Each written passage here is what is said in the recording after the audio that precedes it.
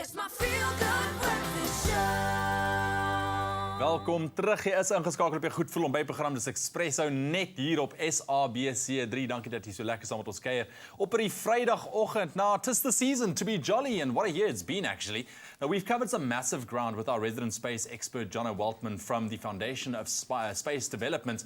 But around this time each year, there's a different man our kids are looking out for, maybe some grown-ups as well, who knows. He dresses in red, he has a long beard, and he's bringing you some presents. Now today, today's Final Frontier will look to delve into this physics behind Santa's annual journey around the globe. Jono, how are you, my man? I'm brilliant. Nice Good to to be back. see you. I love this chat. I like the fact that we're taking a bit of a different approach here this morning, but it is a very real issue. You know, we need to unpack this.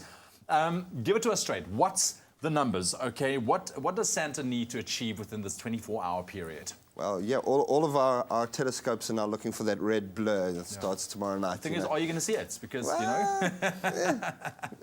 we'll get there, but right, let's look at this. He's got actually about 31 hours to get from the very first sunset of Christmas Eve to the sunrise of Christmas morning back at the International I'm sure he's happy for those little extra hours. The little extra hours helps. And in those 31 hours, he's got to deliver to roughly about 500 million houses. Okay. And if we look at 65 million square kilometers of habitable land on Earth, that means that on average he's got to stop at a house every 330 meters or so. Sure. And so to do 500 million houses in 31 hours is roughly one house every 233 millionth of a second. Okay. Or 4,200 houses a second. So he's got a motor a little bit.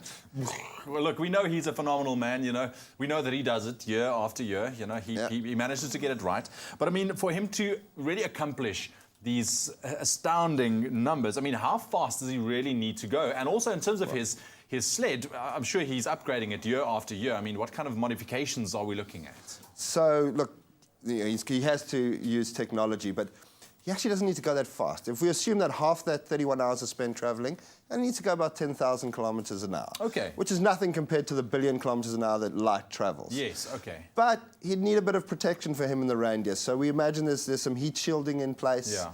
You know, to we don't think keep about them these safe. things. Yeah. He's got to carry about 1 billion kilograms of presents if we go about 2 kilograms per house on average. So there's some reinforcement needed, and you know those guys are going to have to fly. So the amount of energy that they have to consume, thank God for all the milk and cookies, because without them, that's the thing, no though. way he would get around the globe. Absolutely, I can understand, because he burns so much calories. He needs those milk and cookies at every single stop. And also, when it comes to Rudolph's, red nose, maybe that's got something to do with the heat shield. I don't know. It's possible. It's possible, yeah. Absolutely possible. Friction-driven. You see? Lighting. You see? There we Absolutely, go. and lighting the way ahead. I like it. No, I want to know, what is the National Space Agency's opinion on the Santa Claus issue? I mean, is there something that they can learn from the big man himself? Look, there's 300,000 species that we haven't classified yet. So the idea that there could be a flying reindeer, it's not out of the question at all. They could be there. But, you know, I think we'll give the last word on this one to Jim Lovell, who's the guy from Apollo 13 who gave us Houston, we've had a problem. He was also on Apollo 8 on Christmas Eve, on the 24th of December, 1968. And he said, Houston, Apollo 8 here, we'd like to inform you there is a Santa Claus. Oh, right. Drop the mic. That's the last word. How do you argue with Apollo 8 astronauts? You cannot. So there we have it.